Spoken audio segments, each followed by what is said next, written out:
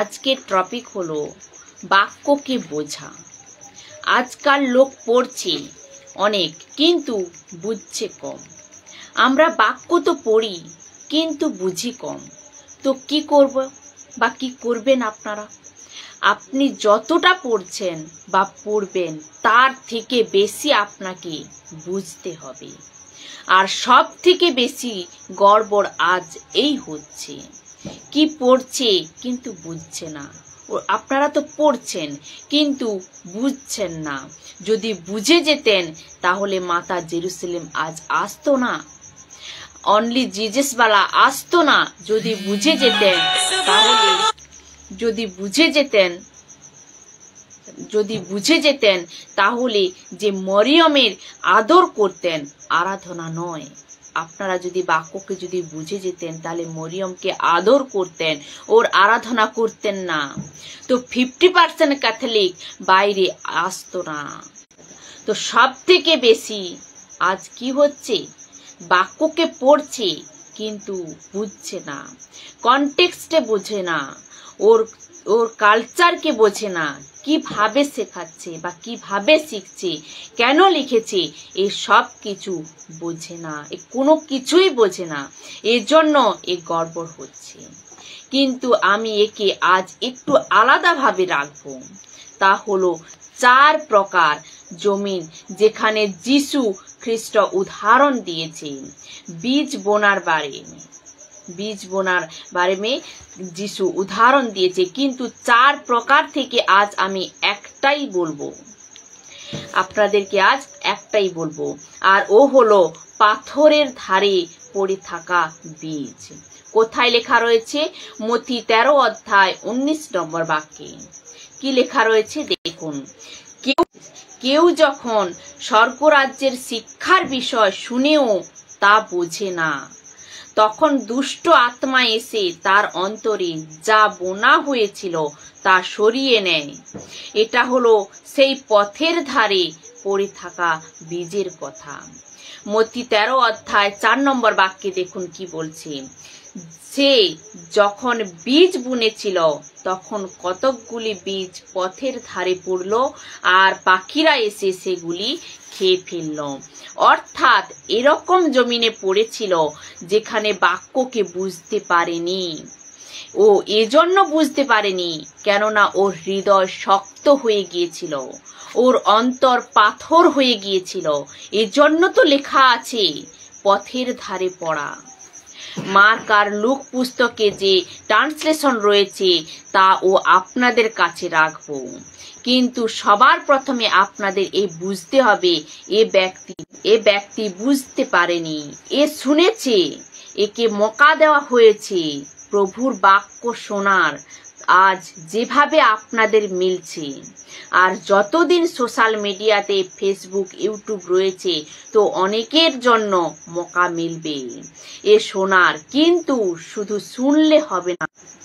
শুনলে হবে না, বুঝতে হবে, বোঝা জরুরি।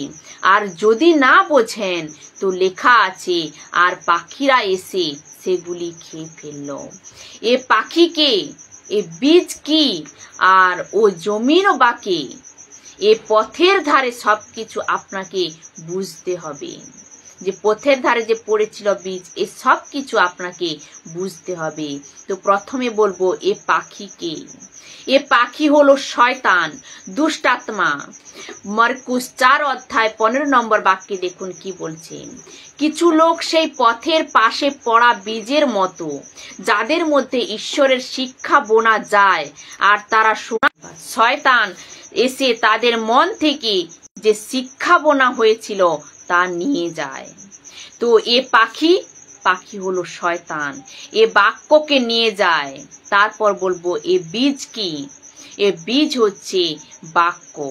লুক 8 অধ্যায় 11 নম্বর বাক্যে দেখুন কি বলছে। বীজ হলো ঈশ্বরের শিক্ষা। বীজ কি না? বীজ হলো ঈশ্বরের শিক্ষা। ওই এক্সাম্পল, উদাহরণ, দৃষ্টান্ত স্বরূপ। তো এই জমিনকে, এরপর আসছি জমিনকে, মানুষের হৃদয়, জমিন হচ্ছে মানুষের হৃদয় আর ও পাথর। তো এর জন্য তো লেখা আছে, যখন ও শুনে ও বোঝে না আর ও হৃদয় শক্ত হয়ে যায়। তো এই হৃদয় পাথর কিভাবে হয়ে গেল? এই যে জমিন অর্থাৎ হৃদয়, এ কিভাবে পাথর হয়ে গেল? আসুন তা দেখি। হিব্রুদের কাছে পত্র 3 অধ্যায় 7 আর 8 নম্বর বাক্যে দেখুন কি বলছে। তাই পবিত্র আত্মা যেমন বলেছেন, আজ তোমরা যদি ঈশ্বরের রব শোনো। 8 নম্বর বাক্যে দেখুন কি বলছে, অতীত দিনের মতো হৃদয় কঠিন করো না। যেদিন তোমরা ঈশ্বরের বিরুদ্ধে বিদ্রোহ করেছিলে, সেদিন তোমরা প্রান্তরে ঈশ্বরের পরীক্ষা করেছিলে। এর অর্থ হলো, যে লোক বাক্যকে শোনে না আর শত্রু এসে নিয়ে যায়, ও এজন্য নিয়ে যায় কি ও কিছু বোঝেনি এবং মনকে কঠোর করে রেখে বা মনকে কঠোর করে নিয়েছিল। তো মতি 13 অধ্যায় 15 নম্বর বাক্যে দেখুন কি বলছি, এই সব লোকেদের অন্তর অসাড়, ওই সব লোকেদের অন্তর অসাড়, এরা কানে শোনে না, চোখ থাকতেও সত্য দেখতে অস্বীকার করে। এরকমটাই ঘটেছে, যেন এরা চোখে দেখে, কানে শোনে আর অন্তরে বুঝে ভালো হবার জন্য আমার কাছে ফিরে না আসে। এরকম হয় না। এরকম এজন্য হচ্ছে না কি শুনে বাক্যকে পড়ে কিন্তু বোঝে না। না বোঝার জন্য শত্রু শয়তানের মকা মিলে বাক্যকে হরণ করে নিয়ে যাওয়ার। আর এ আপনাদের বোঝা জরুরি। আর যদি না বাক্যকে বোঝেন বা বোঝেন, তো শত্রু এসে নিয়ে যাবে। আপনারা যদি বাক্যকে না বোঝেন, তো শত্রু শয়তান এসে নিয়ে যায়। কেননা আপনি আপনার মনকে পাথর বানিয়ে নিয়েছেন। তো আজ এখন এই ভিডিওর মাধ্যমে আপনাদেরকে বোঝাচ্ছি, তো মনকে কঠোর করবেন না, মনকে পাথর করবেন না। যদি মনকে কঠোর করেন তো বুঝতে পারবেন না। কিছু লোক বলে কি, আমি তোমার সাথে একমত নই। কিছু লোক বলে থাকেন যে আমি তোমার সাথে একমত নই। এজন্য তো একমত নেই। আপনাকে যাচাই করতে হবে কি কোথাও আপনার মনকে কঠোর তো করেননি, কোথাও আপনার মনকে পাথর তো বানিয়ে ফেলেননি। তো এজন্য শুনতে চাইছেন না, কারণ উনি নিজের মনকে কঠোর করে নিয়েছেন। আজ কিছু লোক নিজের মনকে পাথর বানিয়ে নিয়েছে। বাক্যকে বোঝা জরুরি, শুধু শোনা নয়। বাক্যকে বোঝা জরুরি, শুধু শোনা নয়, বোঝা অত্যন্ত জরুরি। আর যে ব্যক্তি বাক্যকে বোঝে না, ও তো নিজে বিগড়ে যাচ্ছে, তার সাথে অন্য কেউ বিগড়ে দিচ্ছে। আপনাকে বুঝতে হবে পরমেশ্বর আপনার সাথে কি কথা বলতে চাইছেন বা কি কথা বলছেন। আপনি এরকম বানবেন না। বাক্যকে বুঝুন।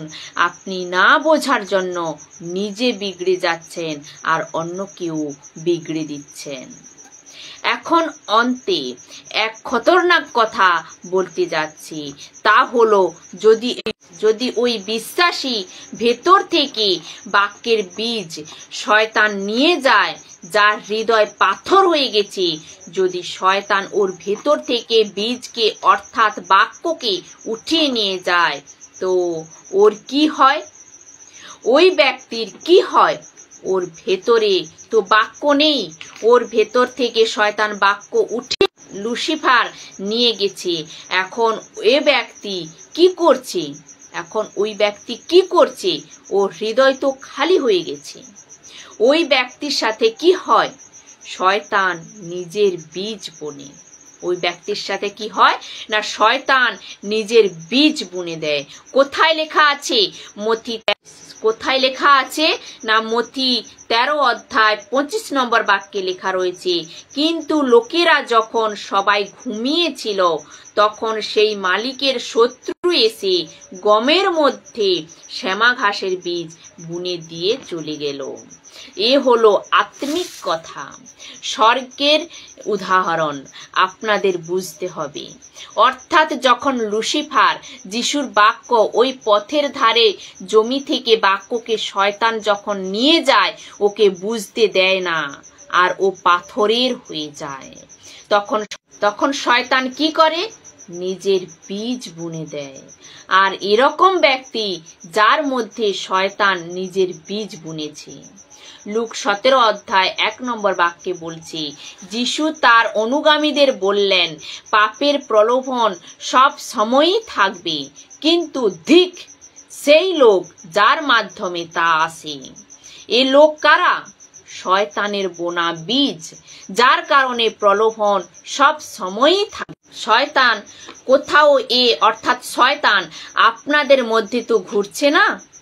এরকম সেবক, সোশ্যাল মিডিয়াতে প্রচার করা সেবক, এরকম ওয়ার্শিপ মিউজিশিয়ান, ন্যাশনাল হোক বা ইন্টারন্যাশনাল, এরকম বাইবেল টিচার যে শয়তানের বীজ বুনে ওদের ভেতর, অর্থাৎ মথি 13 অধ্যায় 25 নম্বরে রয়েছে, শয়তান শ্যামা ঘাসের বীজ বুনেছে। কেননা শয়তান তো ভালো বীজ নিয়ে গেছে আর নিজের বীজ বুনে দিয়েছে। তো এ লোককে শয়তান, তো এরকম ব্যক্তি আপনাদের মাঝে ঘুরছে না তো? একটু ভেবে দেখুন। মথি 7 অধ্যায় 15 নম্বর বাক্যে বলছে, ভণ্ড ভাববাদীদের, তো কি বলছে না ভণ্ড ভাববাদীদের থেকে সাবধান, তারা তোমাদের কাছে নিরীহ মেষের ছদ্মবেশে আসে, অথচ ভেতরে তারা হিংস্র নেকড়ে বাঘ। কোথাও এ অর্থাৎ কি শয়তান আপনাদের চার্চে, আপনাদের মণ্ডলীতে ঘুরছে না তো? আপনাদের বুঝতে হবে। মথি 24 অধ্যায় 24 নম্বর বাক্যে দেখুন কি বলছে, আমি একথা বলছি কারণ অনেক ভণ্ড খ্রিস্ট ও ভণ্ড ভাববাদীর উদয় হবে। তারা মহা আশ্চর্য কাজ করবে ও চিহ্ন দেখাবে, যেন লোকেদের ঠকাতে পারে। যদি সম্ভব হয় এমনকি ঈশ্বরের মনোনীত লোকেদেরও ঠকাবে।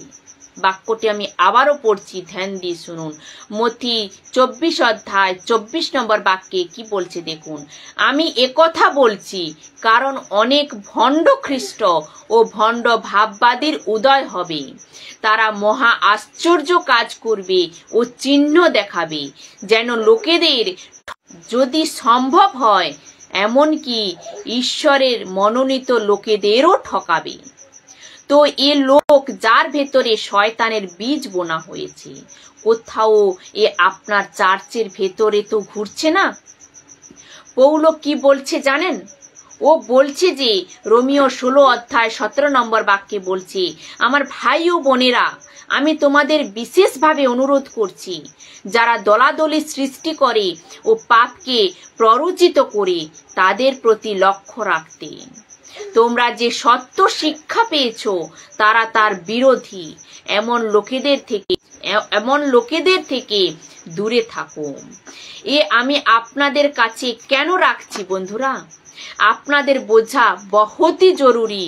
কোথাও আপনার চার্চে বা মণ্ডলীতে বা পুলপিটে মেন স্পিকার বেনে, মেন ওয়ার্শিপ বেনে, আপনার মেন বাইবেল টিচার বেনে শয়তান তো ঢুকছে না? যার ভেতরে শয়তানের বীজ রয়েছে, আর ও শয়তানের বীজ এজন্য রয়েছে যে ও যিশুর কথা বুঝতে পারেনি। মনে রাখবেন, যিশুর শিষ্য, যিশুর সময় যিশুর সাথে থাকা কিছু শিষ্য যিশুকে ছেড়ে চলে গিয়েছিল। কেননা যিশুর কথাকে ওরা বুঝতে পারেনি। আপনাদের বুঝতে হবে কি পৌল এরকম কেন বলছে। আমাদের এরকম লোকেদের থেকে দূরে থাকতে হবে, এ আপনাদের বুঝতে হবে। শত্রু বীজ কখন নিয়ে যায়? যখন আপনি বাক্যকে বোঝেন না, তো সব থেকে বেশি জোর বোঝার ক্ষেত্রে দিতে হবে। যদি আপনি বুঝে যান যিশুকে, পিতাকে, পবিত্র আত্মাকে, ট্রাইউন গডকে, বপ্তিস্মাকে, উদ্ধারকে, যিশুর আগমনকে, সুসমাচারকে, মানব জাতির উদ্ধারকে, জাতিকে, কালচারকে, কিভাবে বাক্যকে পৌঁছানো, পুরুষ স্ত্রীর যে চক্কর, বাক্যকে প্রচার করার জন্য সবাইকে মকা মেলে। যদি আপনি এ সব কিছু বুঝতে পারেন, তো শত্রুকে মকা মিলবে না ওর বীজ বোনার জন্য। শত্রুকে মকা তখনই মিলে যখনই আপনি পরমেশ্বরের বাক্যকে বোঝেন না, আর ওই রকম পরিস্থিতি হয়ে যাবে। তো সাবধান থাকুন।